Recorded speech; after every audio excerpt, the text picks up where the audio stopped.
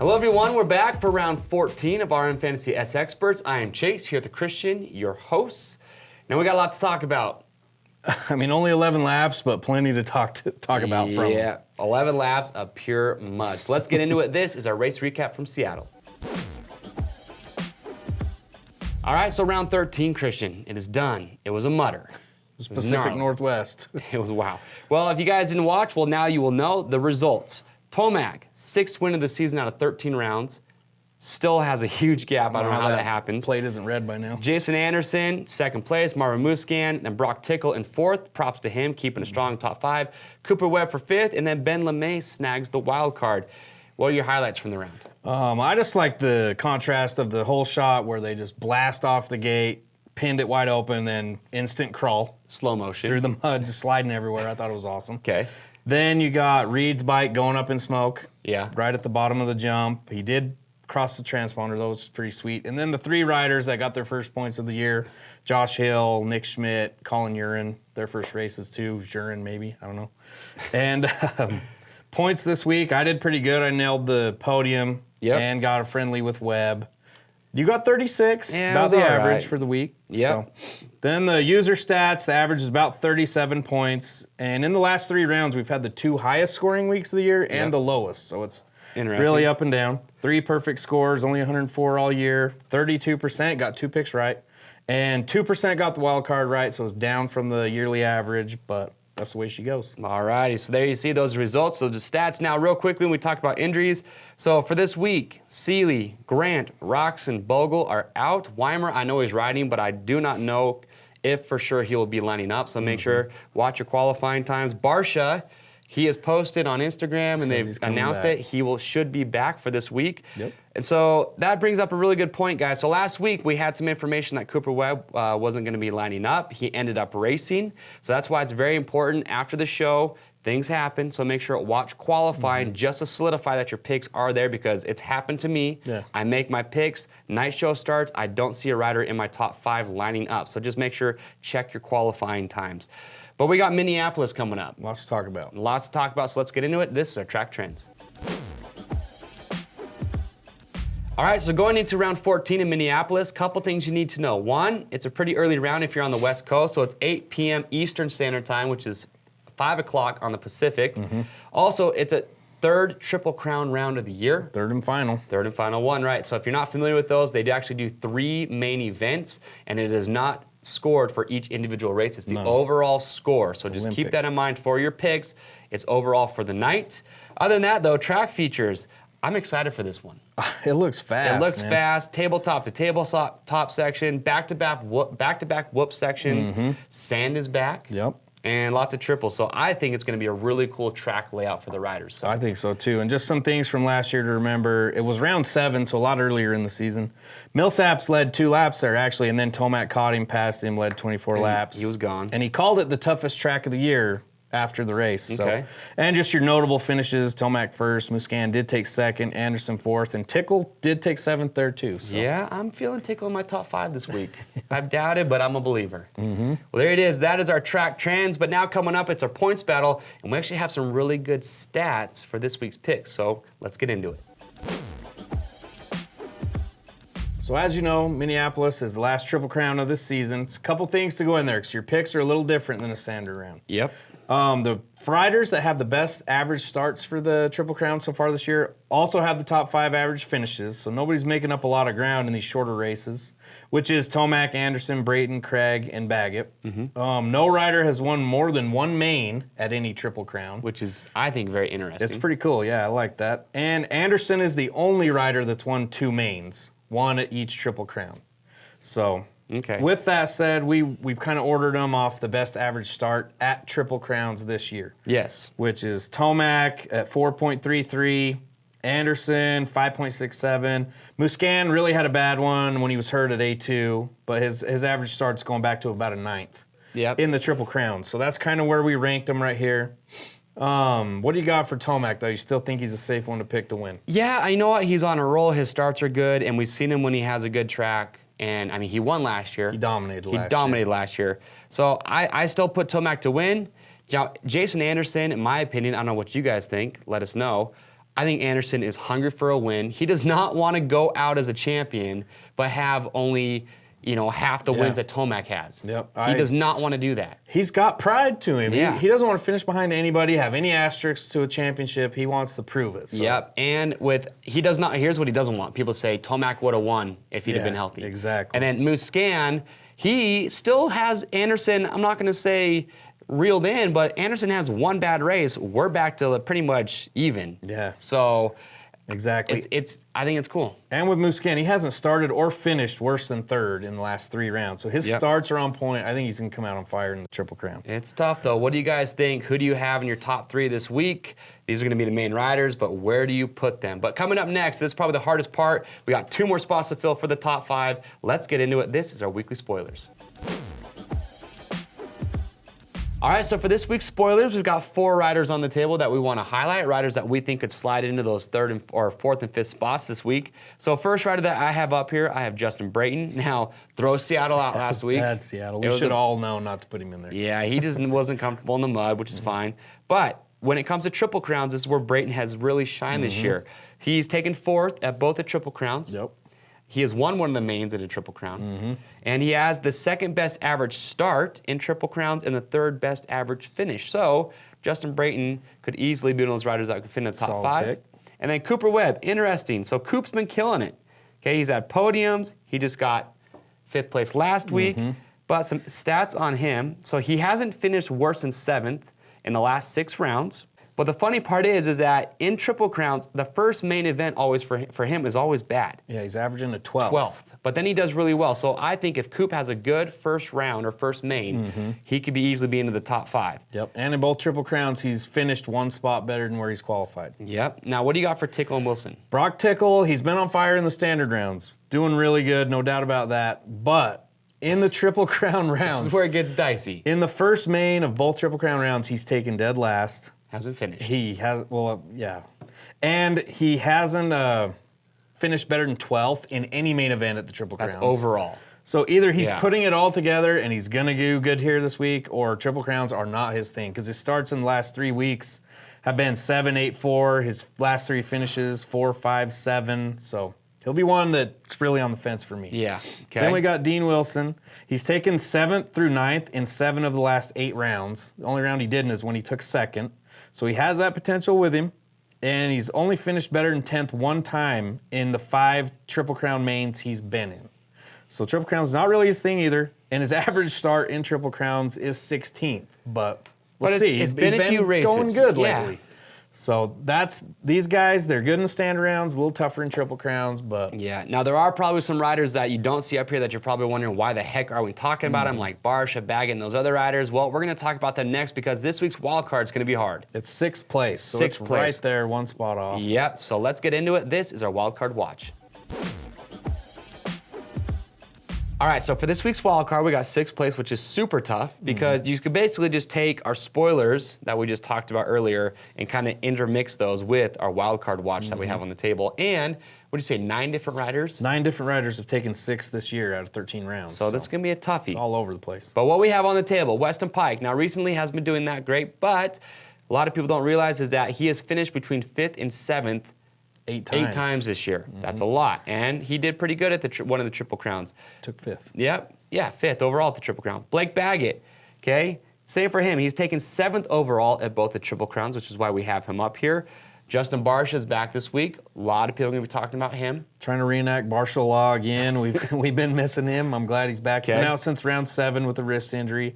His average finishes in the standard rounds is 4.2. His Triple Crown he was at was 7.3, but he has qualified 5th or better in 3 rounds. And his he's- starts are always good. Yep, and he's finished top 5 in 2 of those rounds. Okay. So what do you got for these 2? Christian Craig, he kind of getting forgot about a little bit, but you got to remember when the Triple Crown came around in Atlanta, he came out, took 2 of the 3 hole shots, has the best average start in Triple Crowns this year, even though he's only been to 1. Yep. So you got to keep your eye out for him. Chad Reed, Father Time. I I don't even know if it makes sense or not, but we're just going with it. after his He's legendary. only been improving. He should have got 5th last week, but Yeah. his engine, I don't know if it blew up or Had clutch issues. fried, but It was crazy. I don't know what I just have a feeling. I'm going with my heart this week. Father Time, he's got to do it once, top I mean, 5. his last 3 finishes, 22nd, 9th, and then 7th. So he's, 6th place is well in his reach right he's now. making good moves. All right, so there it is. Those are our picks for the wild card watch again this week for 6th place. But make sure, guys, watch qualifying. Look at the spoilers we just talked about. Because like I said, any one of these riders could take 6th place. Yep. One thing to remember, the average rider to take 6th on the year qualifies right at about 7th place. Interesting. So, Well, let's get into it next. We got one of our favorite segments. We get him on the phone, the 7 Deuce Deuce, Adam Mentiknap. He's going to give us some insight about this week's race.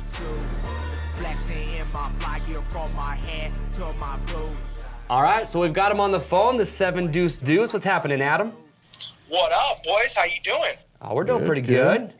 Now, Nice. yeah, so Seattle come and went. Dude, we heard you had some issues in that LCQ. What happened there? We didn't see out there. Yeah, no, in the heat race, I had a clutch / little bit of motor overheat issue. I came and fried my clutch, and I think I fried the clutch because I got mud and a couple rocks stuck in the chain because the rear wheel locked up.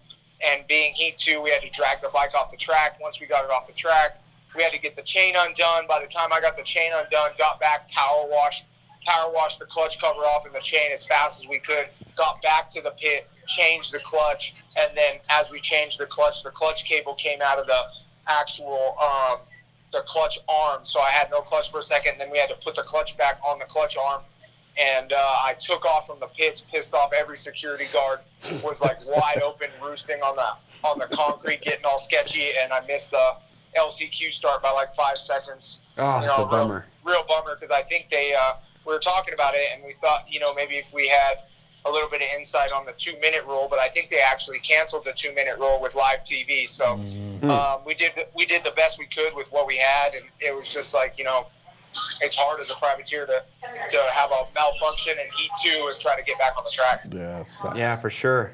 Well, Christian's got a question for you.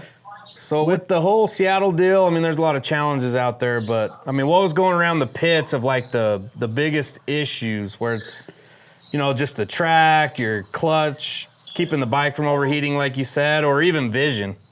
Dude, there were so many issues. One of the biggest things was, actually saving the bike. You had to ride to keep your bike alive, and by doing that, you had to really, really stay off the clutch. And then the other thing was you had to actually reverse adjust your clutch. Usually you're adjusting your clutch because your clutch gets looser, but you actually had to adjust your clutch out because it was getting tighter and tighter as the race went on.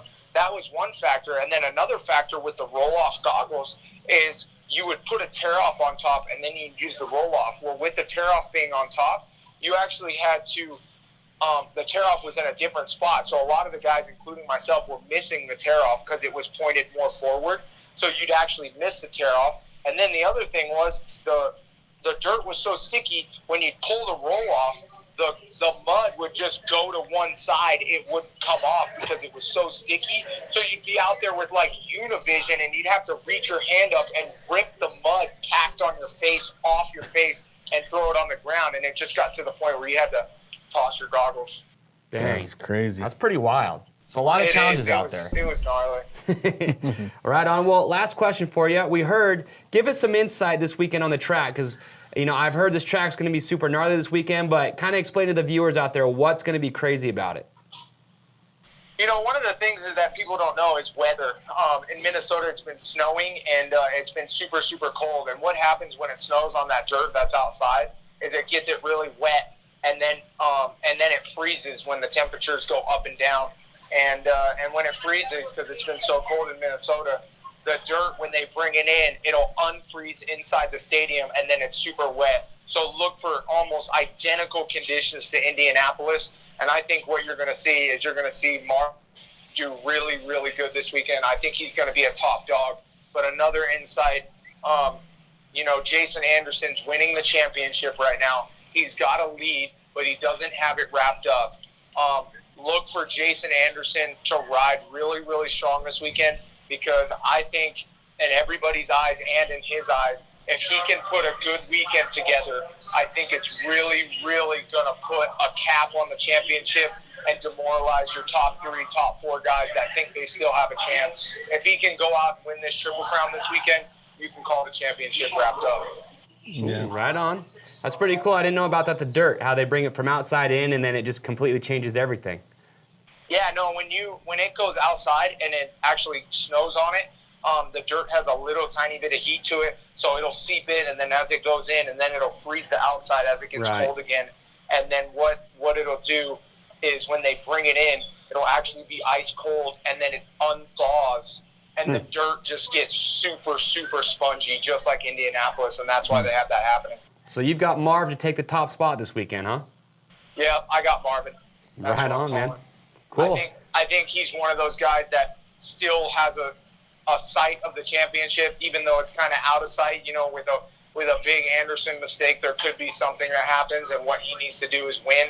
And after Indianapolis, with that huge lead he had, with the conditions being almost identical, I'm going to see a lot of confidence coming from Marvin, and I'm going to pick him to win. Right on. Starts have been on point lately. Yeah, well, hey, man, I appreciate you calling into the show. Yep. Appreciate the insight. Yeah, you know it, boys. Sounds like the background. You got a flight to catch. Straight up, not even kidding. All right, Adam. Well, thanks for joining us, man. Put it in the main this weekend and good luck. All Yep, right. Good luck out there. Heck yeah, thanks, boys. I appreciate it. All right. We'll Okay. see ya. Late. So he's got Marv. I thought about it too, but Did ya? he always sways my thinking. Well, I'm gonna watch qualify and we'll see Yeah. what happens. But anyway, there you guys have heard it. That's coming from Adam Enticknap. Pretty crazy to hear what he said about the track last week and his predictions for this weekend. So we'll kind of see how it plays out. But you know what time it is. Time to lock him down. Let's do it.